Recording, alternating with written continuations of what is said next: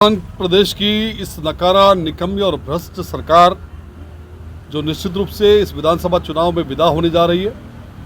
क्योंकि सरकार जब से आई हम सबने देखा है कि किस प्रकार से इस प्रदेश के अंदर हमारे प्रत्येक वर्ग त्रस्त, शोषित और पीड़ित रहा। हम चाहे महिलाओं पर अत्याचार की बात करें, जिस प्रकार से हमको ध्यान में आया कि राजस्थान प्रदेश के अंदर महिलाओं के साथ रोजाना प्रतिदिन 18 से अधिक बलात्कार और दुष्कर्म की घटनाएं जिस प्रकार से हुई, और उसके बावजूद यहाँ के सरकार के मंत्री ये कहते हैं कि मर्दों का प्रदेश है, ऐसा होना सामान्य बात है। तो निश्चित रूप से हमारा जो मातृशक्ति रही वो शोषित, पीड़ित और रही। इसी प्रकार से हम अगर युवाओं की बात करें तो हमको ध्यान में आता है कि जिस प्रकार से 18 बार पेपर लीक की घटनाएं हुई और जिसके कारण हज़ारों लाखों युवाओं के जो सपने थे भविष्य के, वो कहीं ना कहीं बर्बाद हुए। आज युवा वर्ग त्रस्त और शोषित रहा। हम किसानों की बात करें तो जिस प्रकार से किसानों के जो कर्जे माफ़ी की घोषणा करके 2018 में सरकार आई थी, आज वही किसान अपने आप को ठगा महसूस करते हैं और उनकी ज़मीनें नीलाम होने की स्थिति आ गई। किसानों को आत्महत्या करनी पड़ी। इस प्रकार का एक दृश्य पूरे प्रदेश के अंदर बना। आज हम दलितों पर अत्याचार की बात करते हैं तो रोज़ाना जिस प्रकार से दलितों के साथ अत्याचार की घटनाएँ इन जो पूरे 4.5 वर्षों में रही, तो हम सबको ध्यान में कि दलित वर्ग भी शोषित और पीड़ित रहा। और इस प्रदेश की जनता ने मनमानस बना लिया इस नकारा, निकम्मी और भ्रष्ट सरकार को जिस प्रकार से हमको विदा करना है, उखाड़ फेंकना है। और इसके नाते जिस प्रकार से इस कांग्रेस सरकार ने जो 4.5 साल तक लगातार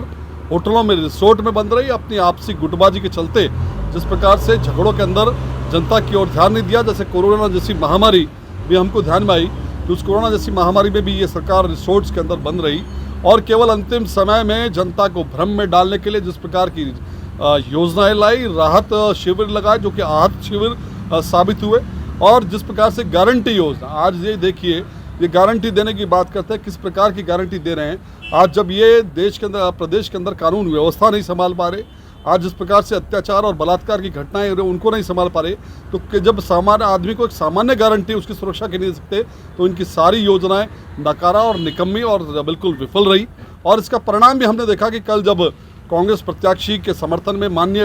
मुख्यमंत्री अशोक गहलोत यहाँ पधारे, कुर्सियाँ खाली थी, जनता जुटी नहीं, तो निश्चित रूप से अजमेर की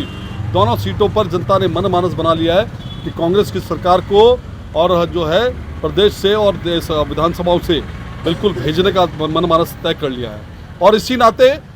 हमारे जो केंद्र सरकार की योजनाएं, जिस प्रकार से माननीय मोदी जी की योजनाएं रही, आज धरातल पर जिस प्रकार से हमने समाज के अंतिम पंक्ति में खड़े व्यक्ति के लिए अंत्योदय की भावना से प्रेरित होकर जिस प्रकार की योजनाएं दी, फिर मैं चाहे वो किसी भी प्रकार की योजना की बात करूं, किसानों की बात करूं, किसान सम्मान निधि योजना की बात करूं, युवाओं के लिए जिस प्रकार से मुद्रा योजना, startup India, stand up India की बात करूं, चाहे जिस प्रकार से महिलाओं को 33% आरक्षण देने का जो काम मोदी जी की सरकार ने किया, आज पूरे विश्व में जिस प्रकार से मान सम्मान इस भारत का बढ़ा, हमको G20 की अध्यक्षता मिली, आज जिस प्रकार से हमारे करोड़ों आस्थाओं के प्रतीक भगवान राम के मंदिर मार्ग का जो है निर्माण का मार्ग प्रशस्त हुआ, आज जिस प्रकार से हमने देखा कि धारा 370 हटी, ऐसी जन कल्याणकारी जो हमारी सरकार केंद्र की है। और उसके गृह मंत्री माननीय अमित शाह जी कल विजय संकल्प रोड शो को आयोजित करने अजमेर में आ रहे हैं। कल माननीय अमित शाह जी ठीक 4 बजे जो हमारे रोड शो प्रारंभ होने जा रहा है, जो हमारा राजकीय महाविद्यालय अजमेर है, सेंट एंसम स्कूल, उस चौराहे से हम इस रोड शो को प्रारंभ करेंगे। और वहाँ से प्रारंभ होती हुई ये केसरगंज चक्कर, उसके बाद लाल कोठी, ट्रांसपोर्ट नगर, पड़ाव होते हुए शिवाजी पार्क, क्लॉक टावर, मदार गेट और गांधी भवन पर उस यात्रा का, हमारे रोड शो का समापन होगा, जिसकी तैयारियों के निमित्त हमने पूरी तैयारी कर ली है। पूरे मार्ग को भगवा से पाटने का और भारतीय जनता पार्टी के झंडे और हमारे जो प्रतीक चिन्ह हैं उनसे पाटने की तैयारियां हमने कर ली है। संख्या की दृष्टि से मैं कह सकता हूँ कि एक अभूतपूर्व रोड शो ये होने वाला है। जिस प्रकार का एक उत्साह का संचार जनता में है माननीय अमित शाह जी को लेकर के या हमारी सरकार को लेकर के, तो निश्चित रूप से उसके लिए हमने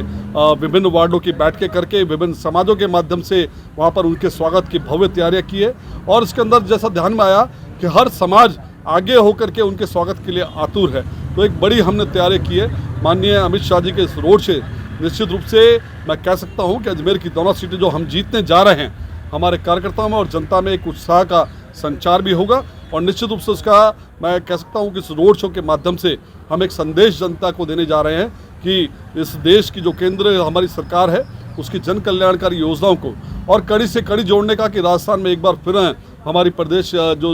बीजेपी की सरकार है वो यहाँ पर स्थापित हो और साथ ही केंद्र सरकार के साथ तालमेल करते हुए इस प्रदेश का और अजमेर के जो हमारी समस्याएं हैं उनका हम समाधान करने के लिए निश्चित रूप से हम संकल्पबद्ध हैं। हमारा जो रोड शो का निश्चित रूप से बहुत भव्य और ऐतिहासिक रोड शो हमने आग्रह किया है माननीय अमित शाह जी रथ पर जो उनका रथ आएगा उस पर से ही जनता को संबोधित भी करें। निश्चित रूप से हमारे प्रदेश के नेता माननीय जो अमित शाह जी आ रहे हैं उनके साथ माननीय अरुण सिंह जी की संभावना है, माननीय प्रदेश अध्यक्ष जी के आने की संभावना है और निश्चित रूप से ऐसे वरिष्ठ नेताओं के आने से हमारे भारतीय जनता पार्टी के कार्यकर्ताओं के साथ इस अजमेर की जनता को भी निश्चित रूप से एक बहुत बड़ा संबल प्रदान होगा और हम विजयश्री की ओर निश्चित रूप से बढ़ रहे हैं।